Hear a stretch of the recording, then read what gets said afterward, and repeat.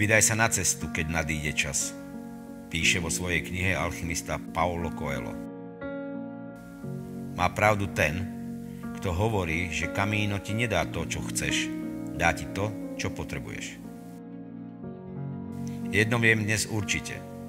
Žiadna iná cesta mi nedala toľko príležitostí na prekonanie seba samého a možnosti na objavenie vlastného vnútra, myšlienok a hodnôt. Môj život bol vždy dynamický a jeho symbolom bola cesta. Cesta nie je iba ako symbol pohybu z bodu A do bodu B, či cestovanie samotné, ale predovšetkým ako metafora dynamiky vývoja od problému k riešeniu, od nepoznaného k objavovanému. Cesta ako progres, objavovanie a sebapoznanie.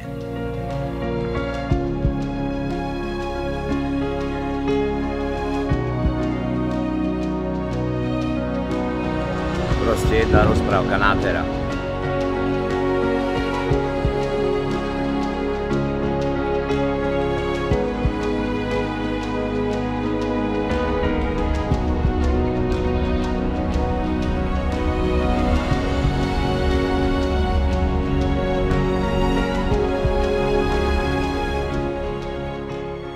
Na svojej ceste som už dlhých 58 rokov. Okrem milujúcej a podporujúcej rodine mám strašne hektickú prácu, pretože na jednej strane organizujem kultúrne a spoločenské podujatia v meste Prešov, riadím reštauráciu a na strane druhej riadím už 15 rokov agentúru regionálneho rozvoja. Táto má za úlohu pomáhať primátorom a starostom Prešovského kraja pri efektívnom využívaní eurofondov. O ceste do Santiago de Compostela som uvažoval už niekoľko rokov. Tak sa manžel rozhodol, že pôjde sám a ja som len tížko počúvala, že či to rozhodnutie bude naozaj, alebo to len zase rozpráva, alebo sa to prekladalo vždy o rok a vždy nebol ten správny čas. Ale nakoniec sa rozhodol, že ide a ja som mu to odobrila, nemám s tým problém. A mám veľmi veľa kamarátov, ktorí boli ochotní sa staviť, že na tú cestu sa vôbec nevydám, alebo ju nedokončím. Snažíme sa ísť aj tou ťažšou cestou. Compostela bola ťažká cesta. Na prekvapenie, že viem, aký je, tak som si myslel, že to nedá. Ale on mal do roboty nejakých 5 kilometrov a väčšinou z roboty už išiel domov autom. Tak som si z neho robil prdel, že to nedá. Lebo bol strašne zaneprázdnený svojimi manažerskými povinnosťami a stále niekde lietal, niečo vybavoval. A mi pripadalo tak, že na takú cestu sa treba pripraviť, či fyzicky, alebo duchovne. A stále nie a nie. Rozprával mi o tom 5-6 rokov v podstate v tej našej partii priateľov. Tí naši kamaráti, čo sa stretávame, sme chceli, že či to dá. Ja fakt som neveril, že to dá. My sa stavili, že to nedá. A stále sme si ho doberali, že to nedáš. A nakoniec, na prekvapenie všetkých, sa na tú cestu vybral.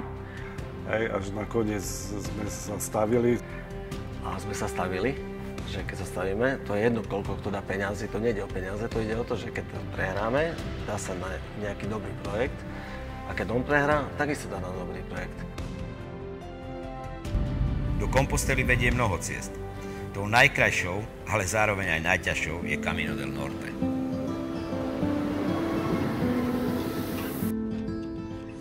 Stop! Zatiaľ, čo my sa tu rozprávame, ja som už na ceste do španielského Irunu, kde sa začína Camino del Norte o celkovej dĺžke 850 km.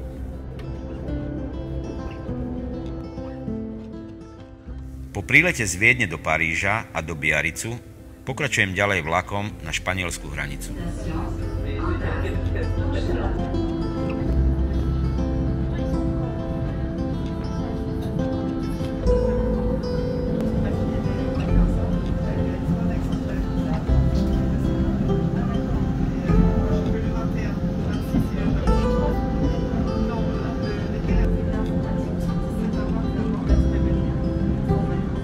Preukazom pútnika je kredenciál, do ktorého sa zbierajú pečiatky z jednotlivých miest počas celej cesty. Jeden z námi povedal, že radšej mať pas plný pečiatok ako dom plný vecí. V rukách mám jeden z 3 kredenciálov, ktorý som si zaobstaral pri dome svätej Alžbety v Košiciach. Druhý som si objednal poštou a ten tretí som získal na farskom úrade v španielskom Irune.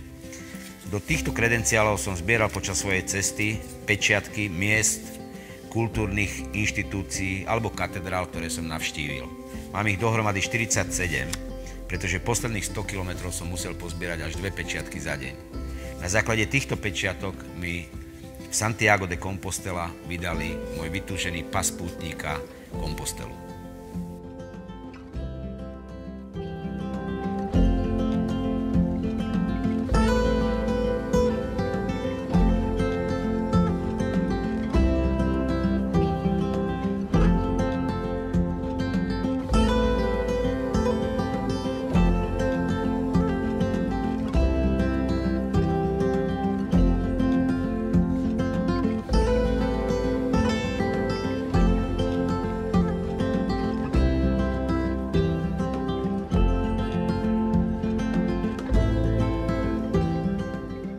Recept na splnenie cestovateľského sna je jednoduchý.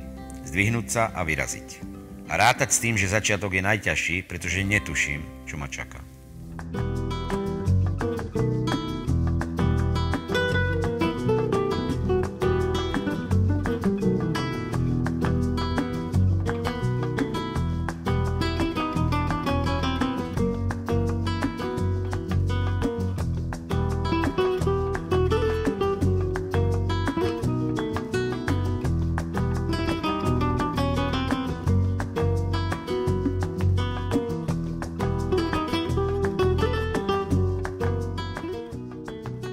Moje prvé kroky viedli do mesta Donostia San Sebastián a oproti plánovaným 25 kilometrom mala napokon táto etapa až 32 kilometrov.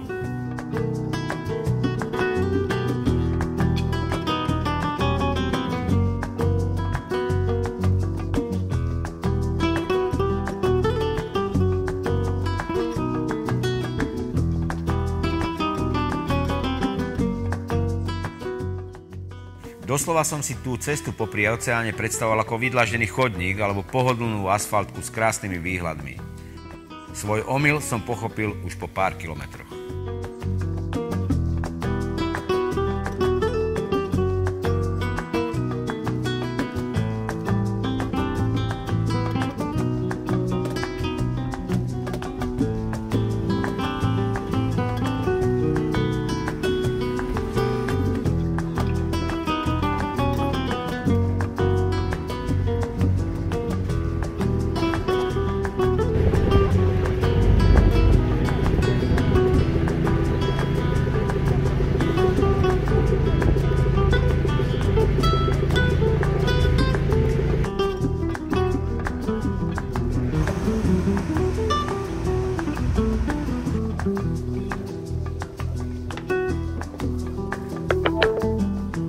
Váš cieľ sa nachádza vpravo.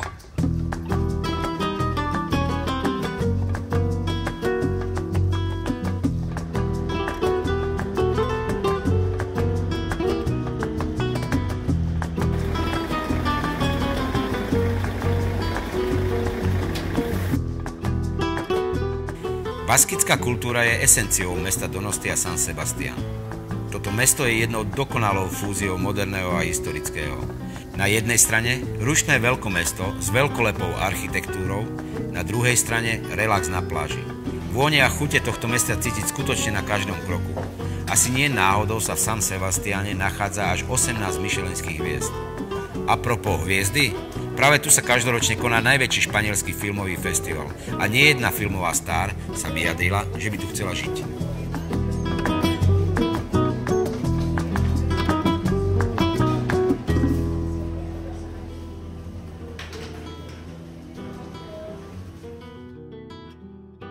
Už od januára sa chystal, objednával si veci, topánky, oblečenie, drony a všetky tie pakšamety, ktoré treba k tejto ceste.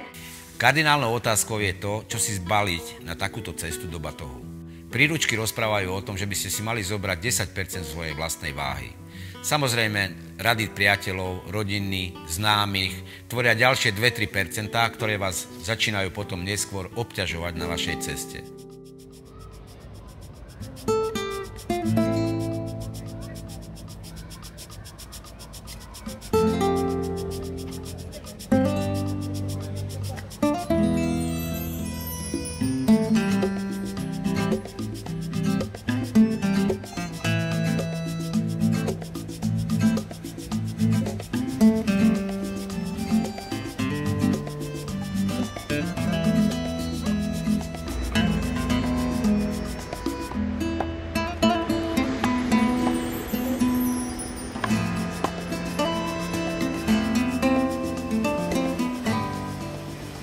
Je nutné si uvedomiť, že vlastne celý svoj svet máte zbalený v jednom batohu, ktorý musíte vláčiť 30 dní na svojom chrbte.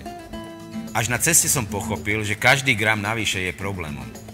2 kg problémov som poslal domov hneď na prvej pošte.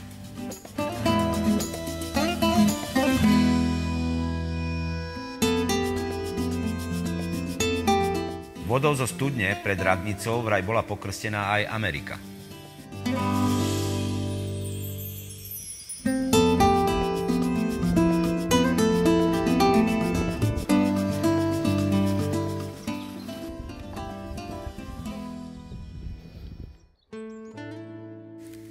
Hovorí sa, že Camino si ťa zavolá samé. Camino sme plánovali s kamarátom Mirom, s ktorým sme mali 3 veľké problémy. Jeden problém bol nulová kondička, ten druhý problém bol jemná pneumatika okolo brucha a ten tretí šialená zaneprázdnenosť práci aj v Mirovej, aj v mojej. My s Arturom 5 rokov dozadu sme išli na majstrovstvá Európy vo futbale do Poľska, kde hrala naša 21 a v rádiu začali rozprávať o Kompostele.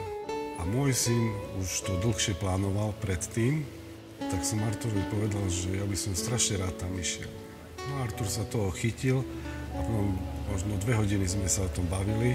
A tak nás to chytilo, že keď sme sa vrátili z tých majstrovstiev Európy, tak hneď na druhý deň som začal trénovať. Začal som chodiť pešo do roboty, to bolo 3 kilometre tam, 3 naspäť. Potom neskôr už som si robil obchádzky, nechodil som priamo, ale po kopcoch, po sídliskách tu v rámci Prešova. No a trénoval som. A stále sme sa s Arturom podpichovali, že ja pôjdem. No a neskôr sa on chytil a začal tiež trénovať. Začali sme trénovať takým spôsobom, že sme začali chodiť do práce pešo. Začal chodiť do práce, ale asi raz za 3 týždne, keď išiel pešo. Toto bol prvý krok k tomu, aby sme zvýšili svoju kondíciu a jemne upravili svoju pneumatiku okolo brucha.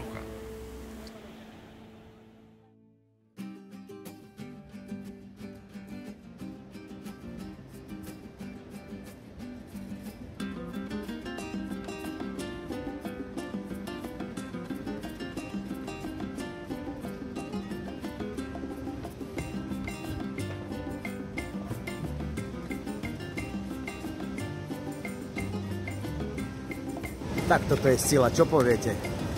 Tie vlny a pozrite tie hlavy, ktoré čakajú na to, aby vyskočili na tú správnu vlnu. Surfery. Jedna z najdlhších pláží, ktorú som videl kedy. A neslúži veľmi na kúpanie, ale skôr na surfovanie. Nachádzame sa v meste Araut, asi 5 kilometrov od Chetárie. Pozrite na to. Paráda.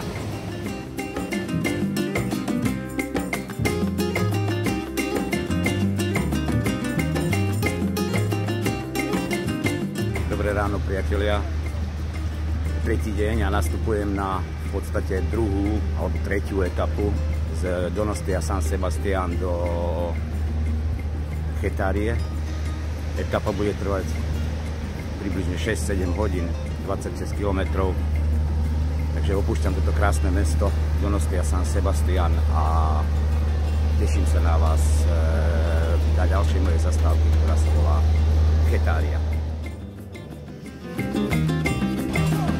Začína sa telesná výchova žiakov základnej školy. svätého Ignáca Donostia San Sebastian. Prechádzal som cez les a keď skončil les, som narazil na takú polnú cestu, kde presne v prostriedku stál kôň. Jednoducho sa nedalo obísť ani sprava, ani zľava. Nevedel som, čo s ním mám robiť. Tak som sa snažil využiť trik, ktorý ma naučil jeden taxikár na Srí Lanke, keď sme prechádzali národným parkom a na začiatku toho národného parku kúpil plný kufor ovocia. A ja som sa strašne čudoval, že na čomu to ovocie je. A on mi hovorí, že však počkaj a uvidíš. A presne tak sa aj stalo. Prešli sme asi 10 kilometrov, kde sme zrazu narazili v prostriedku cesty na slona. A on, ten taxikár, ako s kľudom Angličana, vystúpil z auta, otvoril kufor, povyhadzoval to ovocie na kraj cesty a sadol si za volant. Za pár minút sa slon pohol, uvoľnil nám cestu a išiel sa najesť toho ovocia. Tak chcel som využiť vlastne túto skúsenosť, tak som si dal dole ruksak, vyťahol som banány, jablká, ktoré som mal so sebou a som ich hodil ku koňovi. Ale ten môj kon sa nepohol, zostal tam stáť. Tak som musel čakať až na 3 dámy staršie, španielské, ktoré jednoducho kráčali po tej ceste a keď sa pristavili pri mne a sa ma pýtali, že čo je, tak im hovorím, že tak tento kôň tu nám zavadzia ako prejsť ďalej po tej ceste a oni hovoria, že žiadny problém a sa vybrali popri koňovi, ten kôň zostal stáť, nič nikomu nespravil, tak som išiel ja za nimi, obávajúc sa teda, že mi vykopne zuby alebo nejaký úraz stane, ale absolútne nič sa nestalo, takže tie dámy mi pomohli prekonať túto prekážku.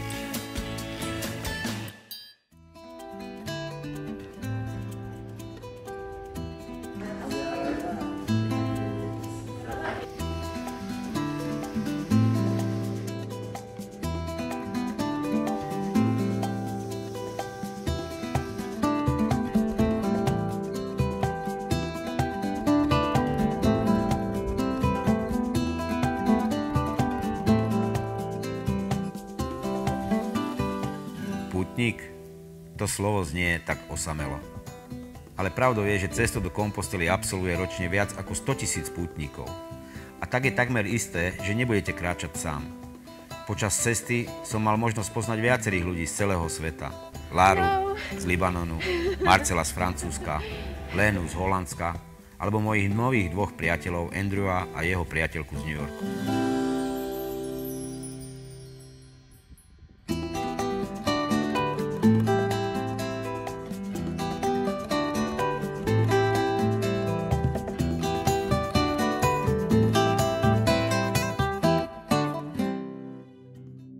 Slavili sme či už meniny, narodeniny, bola aj dohoda, neriešili sme nejaké fľašky vína, kvety, dezerty, stále sme sa nejakým dohodli. Stále to bolo pravidlo, však 20 alebo neviem koľko rokov. No áno, počas cesty mal národky, pravidelne sme ich oslavovali, pravidelne, už niekoľko 10 ročí.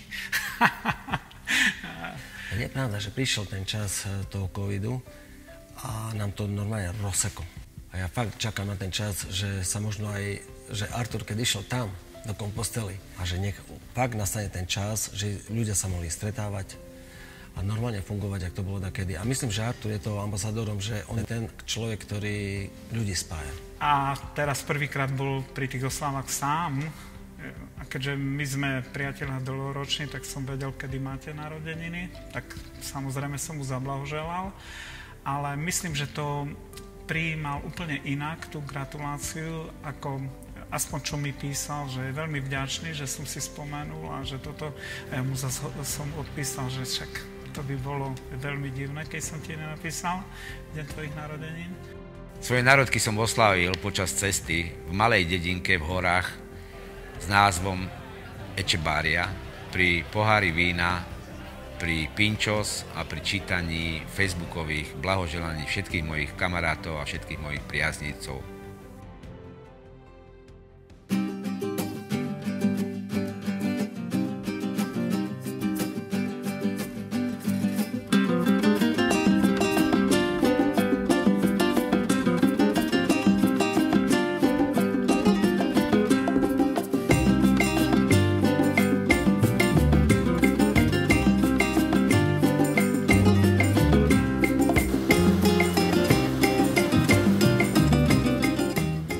9 hodín 8 minút, ako sami vidíte, a 15 stupňov vonku, ale na dnešná predpoveď počasia by mala byť veľmi dobrá, slnečko by malo svietiť, takže dúfam, že nezmoknem a bude dobré počasie.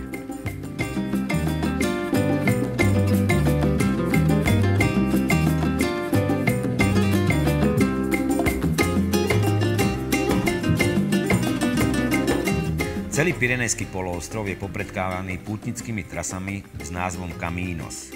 Tých oficiálnych je 21. Ja som si vybral Camino del Norte s dĺžkou 850 km, ktorá je ževraj najťažšia a prechádza 4 regiónmi Baskicko, Kantábria, Astúria a na záver Galícia. Táto cesta vedie popri pobreží Atlantického oceánu a ponúka mnoho krásnych výhľadov a bohatú históriu.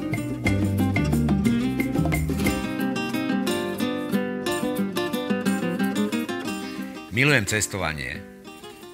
Mojou súputničkou je moja vlastná manželka, s ktorou cestujeme po rôznych exotických krajinách, po rôznych exotických miestach, objavujeme miestne chute, miestne vône, sme veľmi dobrodružnej povahy, milujeme miestne trhy, kde vidíme vlastne dušu toho ktorého národa.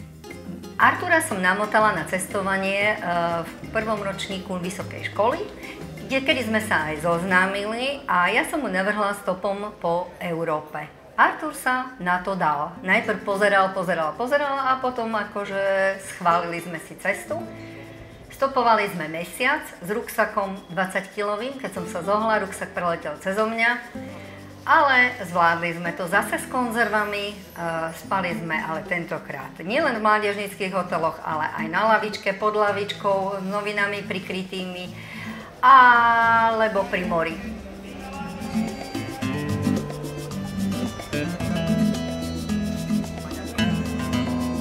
A toto sú vychýrené trhy v Guernike. Je tu najväčšia baskická tržnica. Mesto, ktoré inšpirovalo aj Picassa.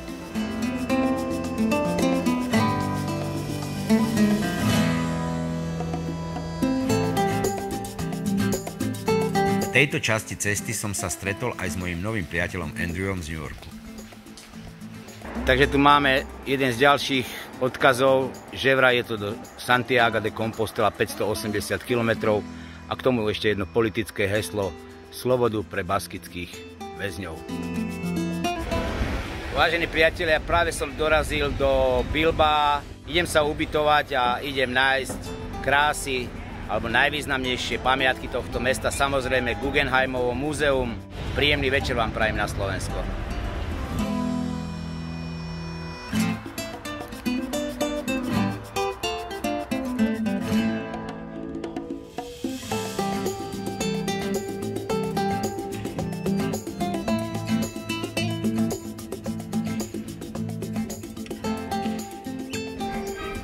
Good night. This is my present for you. Spanish music. A večerné Bilbao ma privítalo krásnym spevom. La colaza de la calle El Bastero tiene un negocio que por nada lo traspasa. Los golfillos lleva siempre al retortero, porque son de los que buscan la fusión. La colaza cuando alguno se propasa y prefiere interferir en el negocio. Un plantón con muchas buenas noches le da el socio. La cola sabe pavón. Yo soy más una que un ocho. Tengo más humos que un tren. Pa' fumar en mi tabaco hay que ser un pollo bien. Los que se fuman lo suyo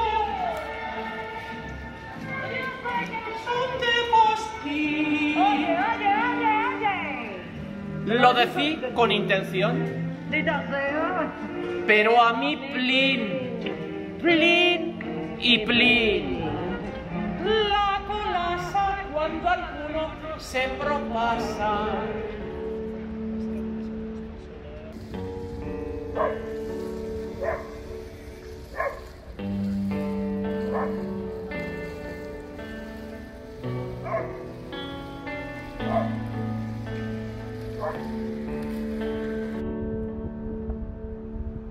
Najväčšie mesto Baskicka sa okrem iného píši unikátnou svetovou technickou pamiatkou zapísanou do zoznamu UNESCO. Je ňou Biskajský gondolový most. Vytvoril ho žiak slávneho Gustava Eiffela a je to najstarší gondolový most na svete.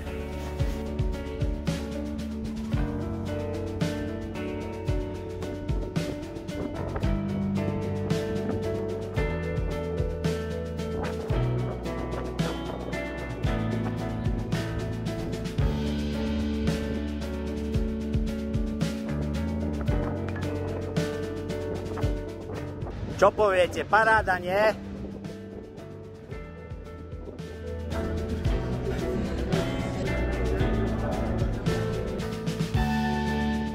Tak, ako sami dobre vidíte, počasie v Pobéne nie je veľmi vľúdne, veľmi sa schladilo, strašne studený vietor fúka od Atlantického oceánu, dôkazom toho sú aj tie vlny, ktoré sú dosť veľké, ako sami vidíte. Teraz ešte rýchlo musím prejsť cez piesočnatú pláž, cez taký malý mostík, ale už fakt leje a už sa mi nechce vyberať žiadnu vetrovku, takže to rýchlo dokončíme. Dúfam, že za chvíľu budem pod teplou sprchou. Som teraz práve dokráčal po tom mokrom piesku k tomu mostíku.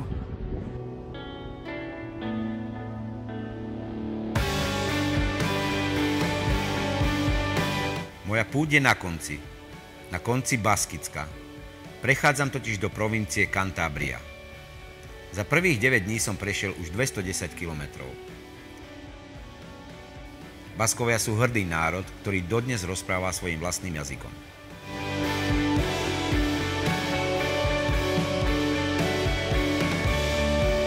Tam v ďalke je už môj nový cieľ, mesto Castro Urdiales.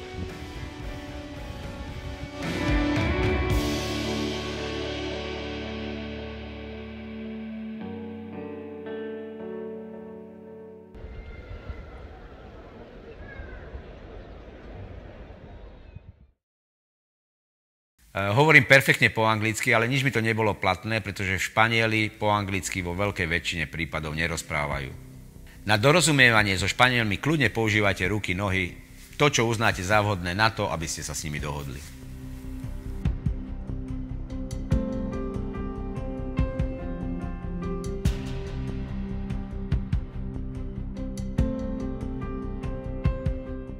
Cesta do Lareda trvala 29 kilometrov.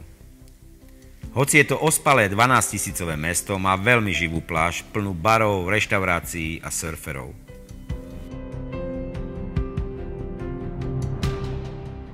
Pre pútnika platí jedno zlaté pravidlo. Nezastavuj a už vôbec nie 5 kilometrov pred cieľom, lebo ti stuhnú svaly celé telo.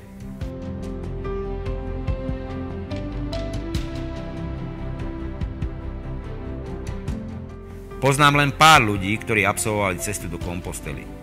Jedným z nich bol môj veľmi dobrý kamarát a spolužiak z Gimpla Julo Viršík.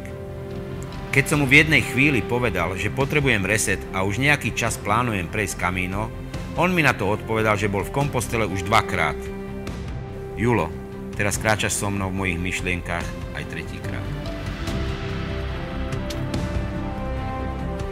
Tuším, som to zmeškal, ale nevadí, ide to každých 5 minút.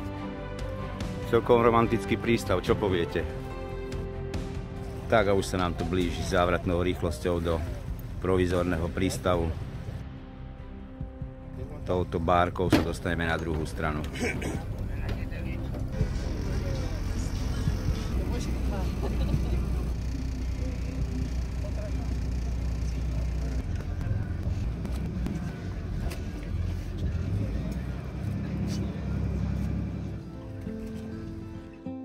Počas celej cesty je povolených oficiálne zo pár dopingov. Hlavne to je prekonávanie zálivov, pretože keď by ste mali obchádzať záliv, tak by ste museli prejsť o desiatky kilometrov viac v rámci tej etapy.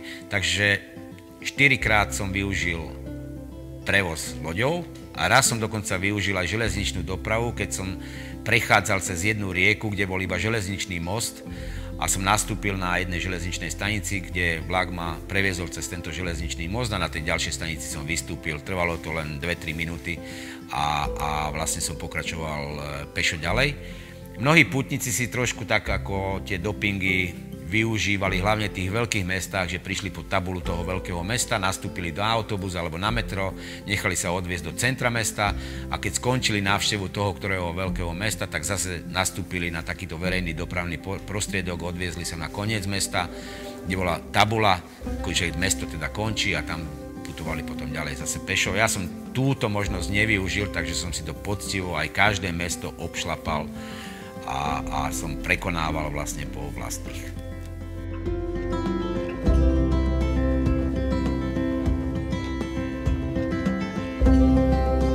Santander je mestom 5 pláží obklopených zeleným pohorím. Najnavštevovanejším miestom je Kráľovský palác a kultúrne centrum pod názvom Centro Botín, kde sa snúbi moderná architektúra z umení. Nastúpiš do výťahu, máš 4 poschodia a stlačíš štvorku a začne ti ten balva spievať, že...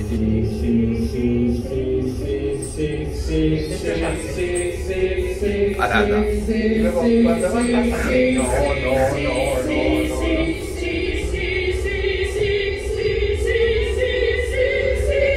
To je krásna zvučka vo výťahu. A dole to je ešte krajšie, musíte uznať.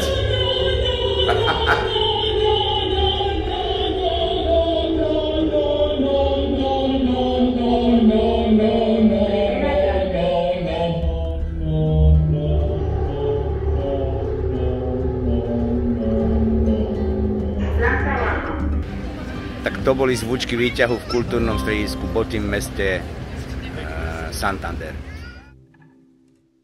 Svetojakubská púť má viacero symbolov. Najznámejším symbolom, ktorým je oficiálnym symbolom, je mušla, hrebenatka.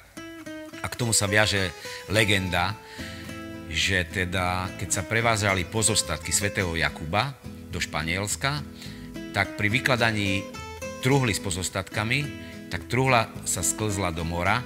Keď ju vytiahli opätovne, tak bola oblepená práve touto mušľou, hrebenatkou. Druhá taká legenda je tá, že počas vykladania tejto truhly sa splašil kôň jedného rytiera a skočil do mora. Spolu s tým rytierom, keď ho začali vyťahovať, tak rytier a jeho brnenie bolo oblepené touto hrebenatkou, touto mušľou a tá sa stala teda oficiálnym symbolom tejto púte. Okrem tejto mušly hrebenatky samozrejme je viacero iných symbolov, napríklad Červený kríž na bielom poli, ktorý je znakom rytierského rádu, ktorý chránil vlastne všetkých pútnikov počas cesty do Kompostely a bojoval proti Maurom, keď bol Pyrenejský ostrov obsadený týmito Maurami. Ďalším významným symbolom je putnická palica. Kedysi v stredoveku tá putnická palica bola aj pomôcka na odháňanie napríklad divokých psov. A dneska už je to iba symbol, lebo veľká väčšina putníkov používa klasické turistické palice na turistiku.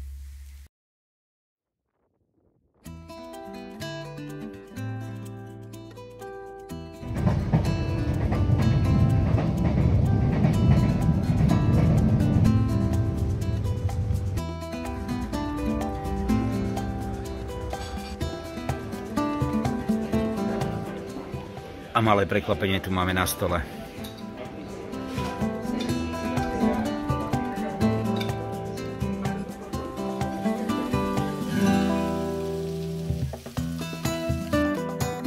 Santillana del Mar je to mesto troch klamstiev. Prvé, Santo, nebol tu nikdy žiadny svätý. Druhé, Lána, toto mesto ani omylom nebolo ploché. A tretie, Mar, toto mesto nemá žiadne more. V prvých etapách bola hlava v takom stave takého nepokoja, pretože ešte stále som niesol svoje problémy z práce, z domova, rodinné problémy, ale postupne časom sa začínala čistiť a vlastne začínala uvažovať o úplne iných veciach, ako problémy, ktoré som nechal doma. Tá hlava sa začala nastavovať na rôzne témy, ktoré vlastne si celou cestou alebo tou etapou si ich preberal sprava, zľava, zhora, zdola, proste jednoducho si mal nejakú centrálnu tému a tá etapa bola venovaná práve tej centrálnej téme.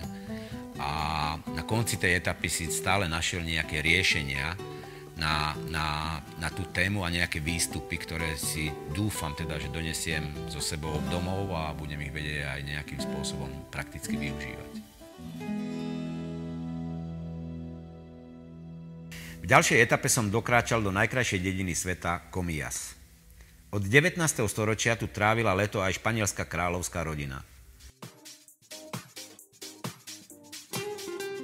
Samozrejme, témami boli aj ľudia, ktorými som obklopený. Jednak rodina, manželka, deti a potom priatelia, známi, neznámi ľudia, ktorí vlastne vchádzajú do môjho života a potom ho nejakým spôsobom opúšťajú. A samozrejme, došlo aj k nejakej kategorizácii tých vzťahov.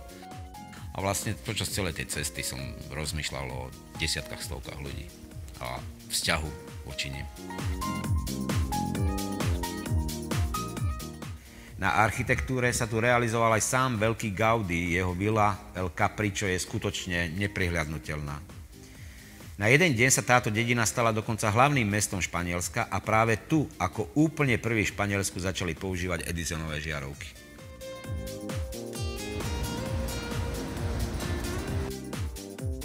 Keď kráčate po pobreží Atlantiku, cítite neskutočný rešpekt. Každý sa tu na chvíľu stane Kolumbom. Vôbec sa nečudujem zvedavosti námorných bádateľov, ktorých lákalo preskúmať, či sa za tou masou vody ešte niečo nachádza, alebo stoja na konci sveta. To je paráda, čo?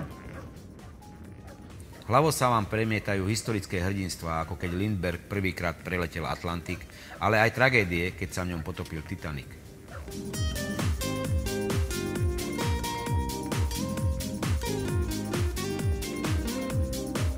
Všimnite vzadu tie nádherné hory v pozadí celej tej pláže.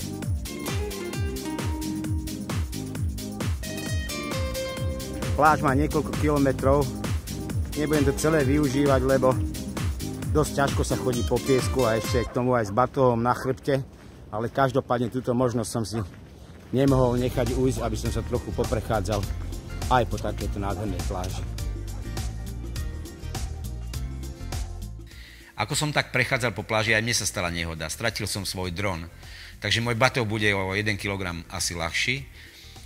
Keď raz tam budete prechádzať vy, poprosím vás, keby ste ho náhodou našli, dajte mi vedieť. Pozrite sa na tie nádherné vlny. A biela pena na nich, lebo sú tak strašne veľké.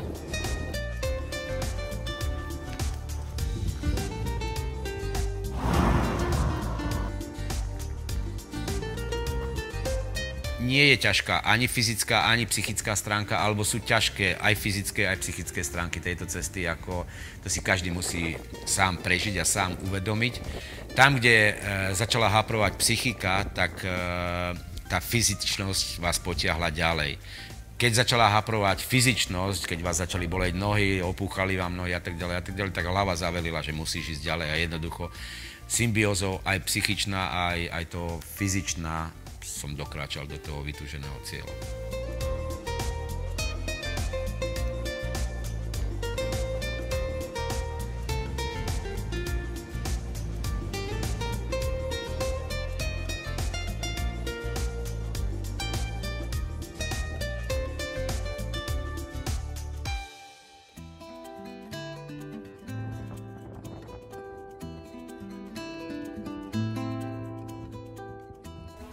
Počas cesty som stretol rôznych pútnikov, ktorí putovali z rôznych dôvodov. Medzi nich patril aj taký mladý chalan, možno mal 30 rokov, volal sa Juan, ktorého som sa opýtal, že vlastne prečo robí túto púť a on mi na to odpovedal, že to bola stávka, že keď dá tú púť, tak vlastne sa podporí dobrá vec a to nadácia na podporu liečby Alzheimerovej choroby. Tak to ma tak celkom dojalo a tak som si ho aj celkom vážil toho chalana, že sa dal na takúto cestu.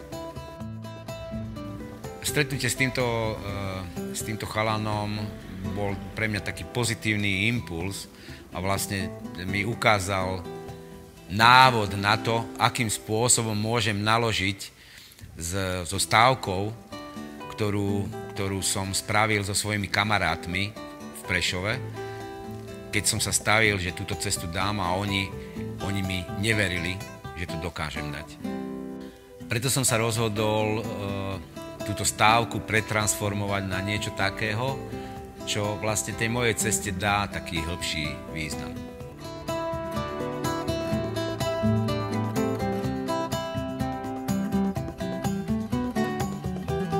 Doteraz som nakráčal počas 18 dní spolu 388 km. Nachádzam sa v Astúrii a smerujem do hlavného mesta regiónu Ovieda. Aj tu majú domáci veľmi blízky vzťah k umeniu. Maliarské plátno si urobia prakticky z čohokoľvek. Zo stien domov, z piesku na pláži, aj z kameňov.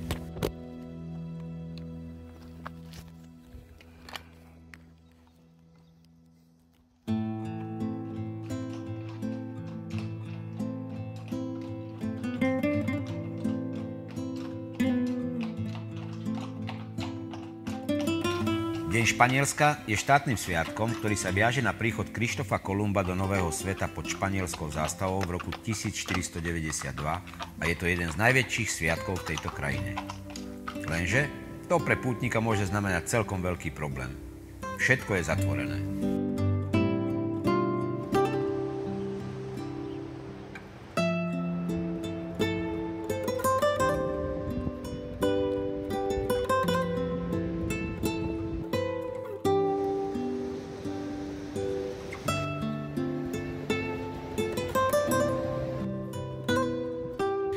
Príchodom do mesta Kolunga ma strašne začala boleť noha a už som len horko ťažko dokráčal na ubytovanie. Keď som zbadal svoju nohu, ktorá bola totálne napuchnutá a hrala rôznymi farbami, vedel som, že je zle. Dáma, ktorá bola na recepcii, sa nakoniec ukázala ako anjel strážny. Volala sa Izabela a anjel Izabela mi zabezpečila návštevu zdravotného strediska a dokázala mi dokonca vybaviť aj lieky zo zatvorenej lekárne.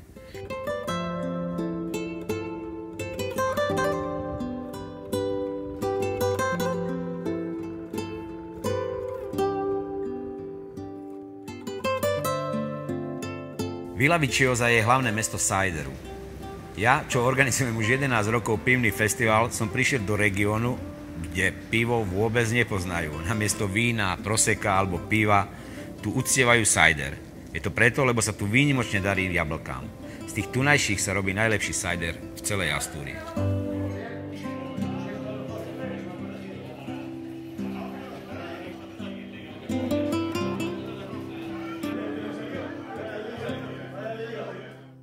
S radosťou vám oznamujem, že som dosiahol 500 km svojej pešej púte alebo mojej cesty do Santiago de Compostela práve na tomto mieste.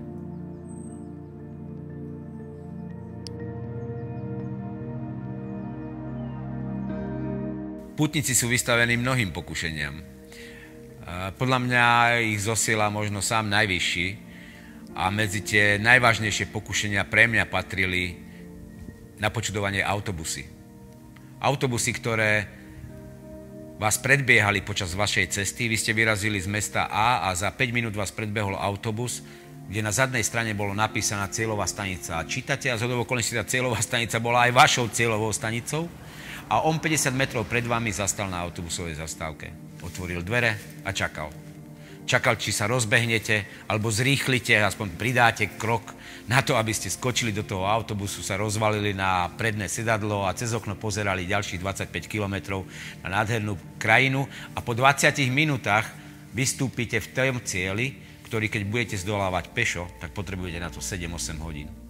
A toto bol jeden z tých provokatérov a čakal na vás A keď videl, že ste sa nerozbehli, dvere sa zatvorili, vyhodil smerovku a pekne ladne odišiel z tej autobusovej zastávky a vám zostalo ďalších 20 kilometrov pešo.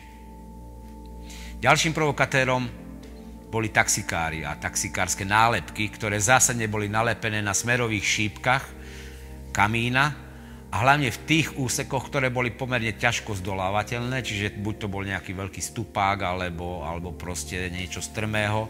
Vtedy, keď už mnohí putníci si povedia, a dosť, ja mám toho plné zuby, a na tých nálepkách bolo samozrejme po anglicky napísané nie len číslo, ale aj také provokatívne texty, ako že nevládzeš, zavolaj si ma, ja tu prídem hneď a podobné záležitosti, takže bolo to veľmi, veľmi také na jednej strane provokatívne a na druhej strane aj inšpirujúce, že teda tí taxikári čo všetko nepovymýšľajú na to, aby toho pútnika dostali z tej púte do svojho taxíka. Našťastie som sa nedal zlomiť a nevyužil som ani služby autobusov, ani služby taxikov, pretože som si povedal, že ja to dám. Tak tento bík sa už na mňa z diaľky pozeral, kedy sa mi uráči dokráčať do mesta Oviedo.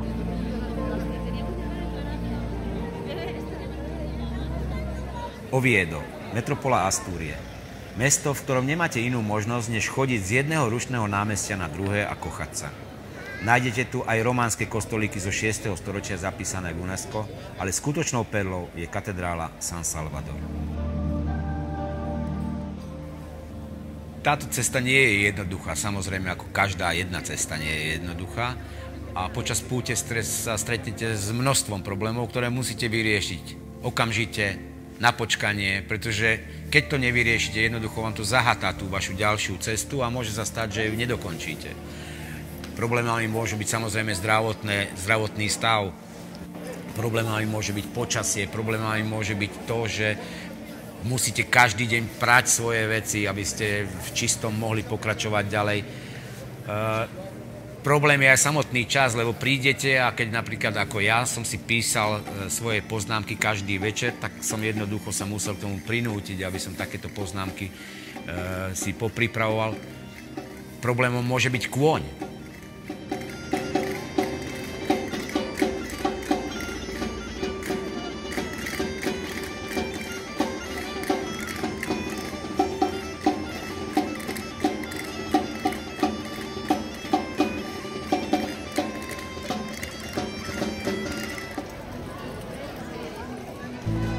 Thank you very much. Thank you. Odchádzam z hotela Dom Pedro, aj od samotného Dona Pedra de Menéndez de Avilés, ktorý bol zhodou okolností rodákom z mesta Avilés a bol aj prvým oficiálnym guvernérom štátu Florida v Spojených štátoch amerických.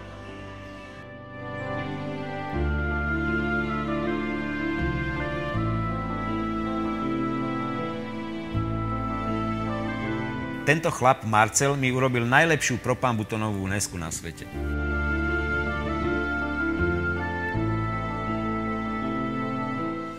Distance 7 kilometers.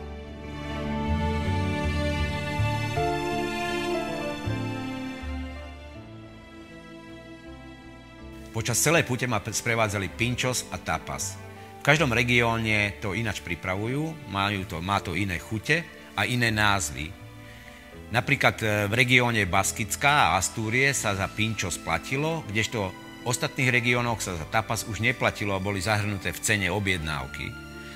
Sú to v podstate po slovensky povedané jednohúbky, ale keďže to bolo pri pobreží Atlantického oceánu, tak veľká väčšina z nich bola spravená z morských plodov, to znamená rôzne ryby, rôzne krevety, rôzne slede, samozrejme prešpikované olivami alebo veľmi dobrým syrom. A vlastne tieto jednohúbky dotvárali každé jedno jedlo, ktoré ste dostali v rámci objednávky v reštaurácii.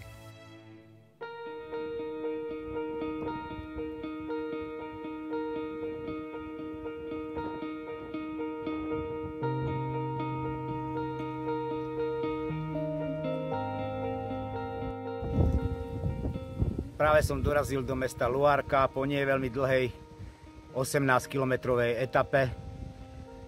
Naschvál som si to naplánoval tak, aby táto etapa nebola veľmi dlhá, aby som mal čas na prípravu, aby som si mohol vyprať veci ešte a aby som si rozplánoval posledných 10 dní, pretože by som bol veľmi rád, keby som na budúci týždeň v sobotu na obed stál na námestí v Santiagu de Compostela pred katedrálou a na to mám ešte posledných 250 km, ktoré musím spraviť.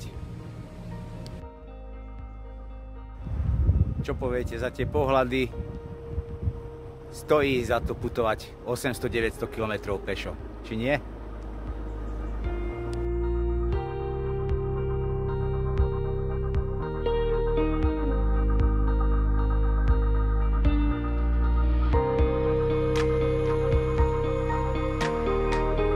Rozlúčil som sa s oceánom aj s krajom jablok Astúriou. Moje ďalšie kroky povedú do regiónu, ktorého centrom je mesto Santiago de Compostela, cieľ môjho putovania. Putujem po vidieku cez lúky, cez nádherný kamenný most, cez ticho miestnych cintorínov a starých kostolov.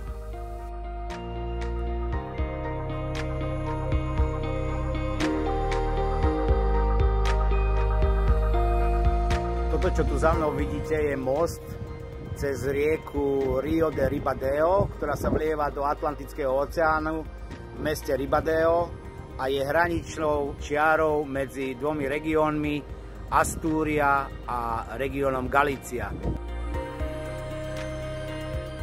Pútnici si môžu vybrať rôzne cesty. Majú jednu výhodu, že všetky vedú do Santiago de Compostela. Sú cesty ľahšie, sú cesty dlhšie, sú cesty kratšie, sú cesty náročnejšie. Sú viac spirituálne alebo viac dobrodružné. Ja som si vybral tú najdobrodružnejšiu, Camino del Norte, kde som kráčal veľmi často sám. Camino Francés, alebo francúzska cesta, je určená hlavne pre kresťanských pútnikov. Ten servis je tam skutočne veľmi vybudovaný a tí kresťanskí pútnici sa majú čas venovať rôznym modlitbám a duchovným cvičeniam. Existujú ďalšie cesty. Camino Primitivo, ktorá je tá pôvodná cesta, tá má približne 300 km dĺžku a tá vedie z Ovieda do Santiago de Compostela. Tieto tri cesty, ktoré som spomínal, sa zbiehajú v jednom bode v meste Arzu, kde sa vlastne spoja všetky tieto tri cesty a tam som uvidel silu toho pútnictva, pretože pokiaľ som ja na Camino del Norte stretol dennodenne 30-40 pútnikov, tak zrazu som zistil, že na Camino Francés sú ich stovky. Celé mesto bolo zahltené pútnikmi a pomaly som si nevedel nájsť ani miesto na sedenie v kaviarni alebo v reštaurácii. A skutočne si ani neviem predstaviť, že koľko pútnikov tam môže byť v tej hlavnej letnej sezóne, pretože ja som už kráčal, bolo koniec októbra.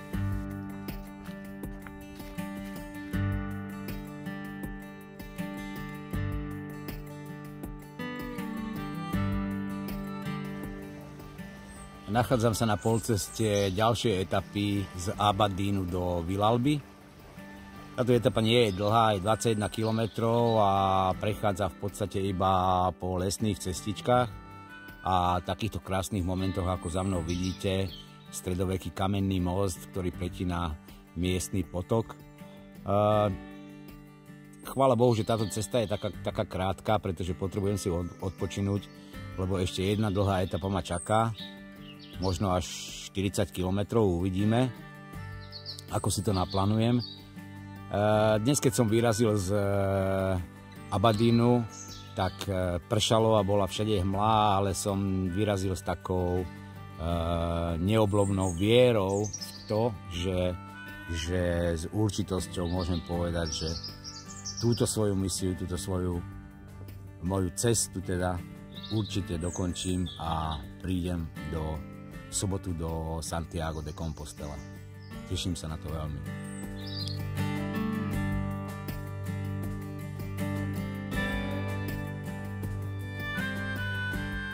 Pri starom kostolíku v meste Bámonde stojí jeden 500-ročný starý gaštan, ktorý je znútra dutý. Miestny rezbár Viktor Korál vo vnútri tohto stromu spravil drevorezbu Madony s dieťaťom, čo si osvojili aj miestni obyvatelia a malo to za následok to, že vlastne tento strom tam do dnešného dňa stojí a je veľkou turistickou atrakciou.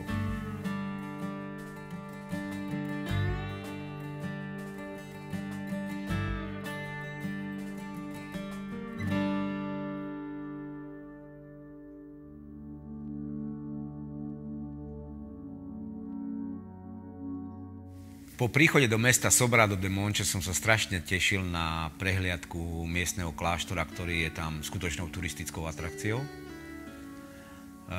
Druhý deň ráno, hneď po raňajkách som sa vybral do tohto kláštora, kde ma privítal mních, brat Loran z rádu cisterciánov. A keďže som bol jediný návštevník a jediný turista, tak s radosťou sa mi ponúkol, že ma teda prevedie celým týmto kláštorom, čomu som sa veľmi potešil. Skutočne mi poukazoval každé jedno zákutie tohto čarovného miesta, ktoré aj mňa veľmi oslovilo.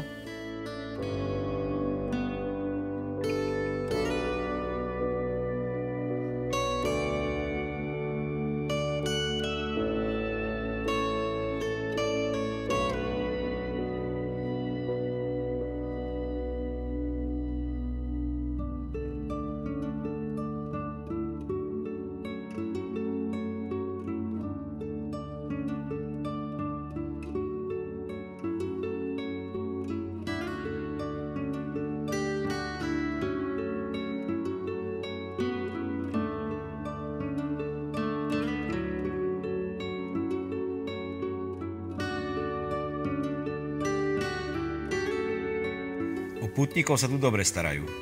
Hoci ste na ceste sám, stále cítite podporu domácich.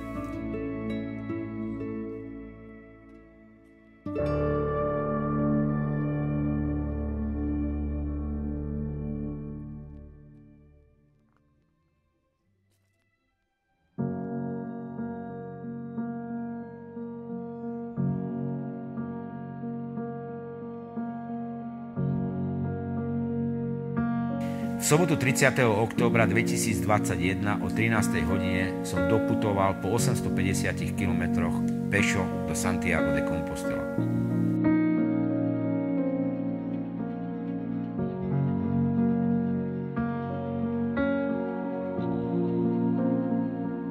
Stojac pred katedrálou oznamujem mestu aj svetu, že som dnešným dňom 30. októbra 2021 ukončil moju cestu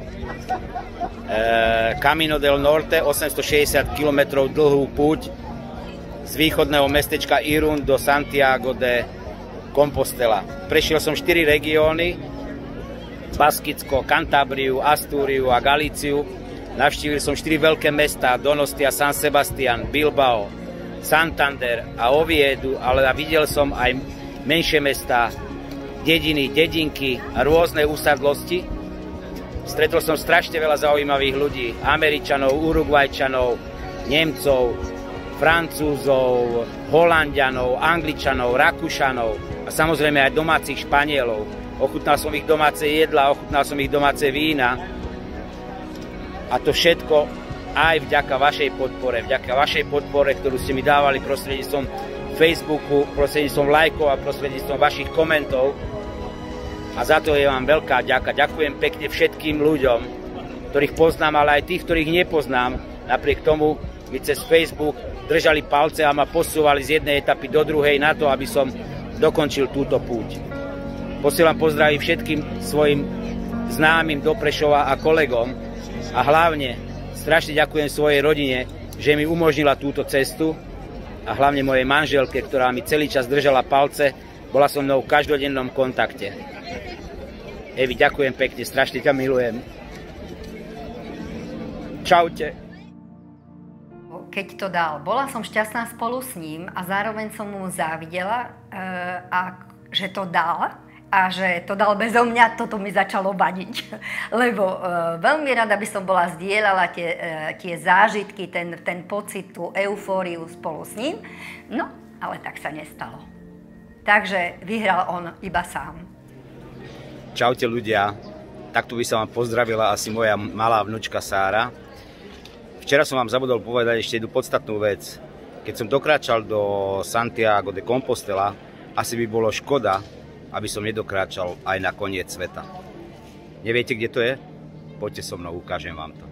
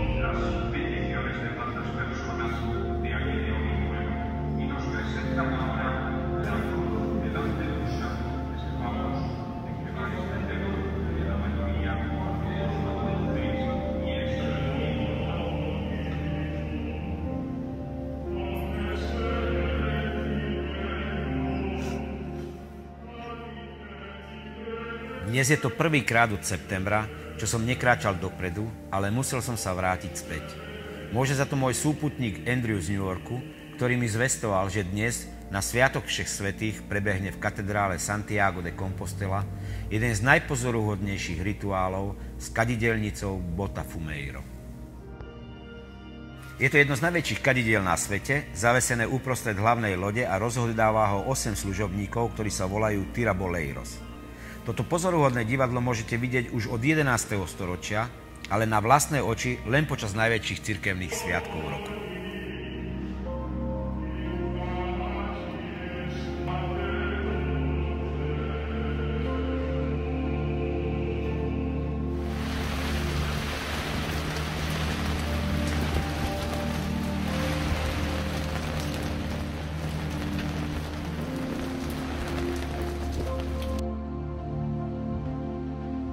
Žijeme v dobe, kedy je aj cesta do obchodu dobrodružstvom.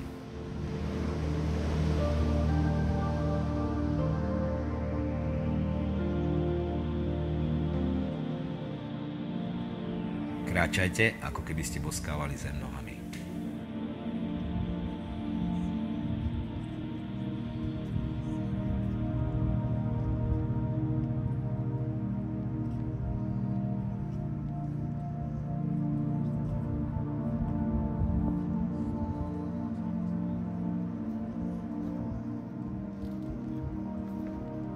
Zdravím vás, priatelia. Dovolujem si vám oznámiť, že som na konci svojej cesty. Práve som doputoval k 0. kilometru na Faro de Fistera, na maják pri mestečku Fistera. Putoval som vyše 920 kilometrov. Prešiel som hory, lesy, údolia, úbočia. Prekročil som potoky, potôčiky, rieky. Putoval som popri pobreží Atlantického oceánu, na to, aby som doputoval do Santiago de Compostela a potom následne na kraj sveta sem k 0. kilometru na Capo de Fistera. Končí táto púť, ale vždy, keď niečo končí, niečo nové začína. Takže sa na vás veľmi teším na Slovensko a sa veľmi teším domov do Prešova. Majte sa. Vyzerá to tak, hej, že sme to prehrali. Ale v duchu som mu veril. Ahojte, priatelia. Pred mojou cestou do Compostely ste boli prví, ktorí mali pochybnosti. To sme mali. Poznáte ma a viete, aký som zaneprázdnený, aké rýchle je moje životné tempo. To vieme. Viem, že som o tejto púti dlho rozprával a dokonale som vám tým liezol na nervy. Ako každý človek, ktorý kecá a nekoná. Vy ste chlapi činu a dokonca ste sa so mnou stavili, že to nedám. Áno. Ďakujem vám za to. Stali ste sa tak jedným z mojich hnacích motorov. Ale nastal čas zúčtovania. Žiho, stavku ste prehrali, vieme? A ja mám pre vás návrh. Táto púť nie je iba o mne. Chcem, aby mala hĺbší zmysel a my jej ho spolu dáme. Žiadam vás o ľubovoľný príspevok, ktoré ja dorovnám v rovnakej výške. Spolu ho venujeme na podporu ľuďom, ktorí ho najviac potrebujú. Samozrejme. No čo už, musím. nie, samozrejme chcem súhlasiť s týmto a samozrejme to aj podporím. Dáme, súhlasíte? Ja súhlasím. Ja dneska tiež potrebujem podporu. A výšku nežiadam, ale samozrejme. Pekne to napísal. A to napísal ešte predtým, alebo potom? Aj môj švagor mu poslal kartón červeného vína s tým, že nikdy by nepredpokladal, že on to dá. Hej, kaviarenský typ, ktorý sa presúva z kaviarne do kaviarne a o tom proste neverilo. Veľa ľudí neverilo, že to dá.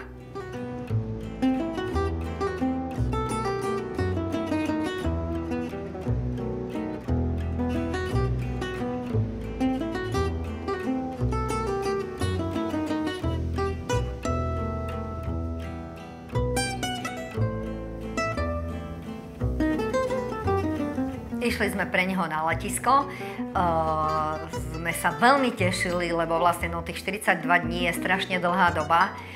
Takže sme čakali a hlavne sme nevedeli, že teda, či vlastne príde aj po tých svojich, či ho nebudú tie nožky bolieť, ale tak sme si robili srandu aj s nevestou, aj so synom. Ale zároveň sme v hĺbke duše sa naozaj tešili, že to dal a že je to veľký úspech. Takže aj na tom letisku sme si prichystali srdiečko, napísali si Pilgrimko, vytlačili na papier a čakali sme. Pilgrimko vyšiel po svojich, strašne sme sa na ňo, teda ja ako prvá, však 35 rokov, tak som sa na ňo vrhla, objali sme sa, no a potom išla nevesta, lebo najprv ženy a potom synátor. Takže sme sa zvítali, aj slza padla, samozrejme, ale sme sa tvárili, že akože to nevidieť, alebo aby to nebolo vidno, ale určite aj on mal slzy v očiach a ja takisto.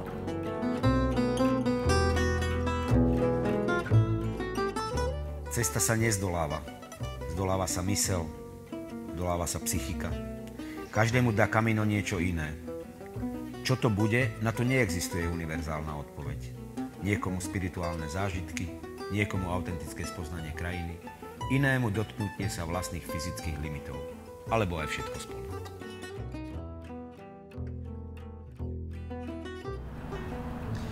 Na svojej ceste do Santiago de Compostela a na koniec sveta do Finisterra ma sprevádzal darček od mojich kamarátov, kamienok s erbom mesta Prešov, ktorý som nechal na 0. kilometri pri majáku Capo de Fisterra. A na pamiatku tejto cesty som priniesol naspäť domov do Prešova takisto jeden symbolický znak, Svetojakobskú mušľu.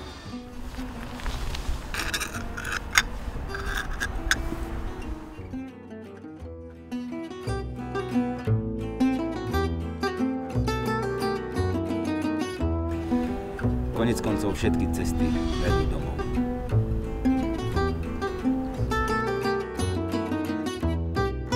Aká je táto cesta?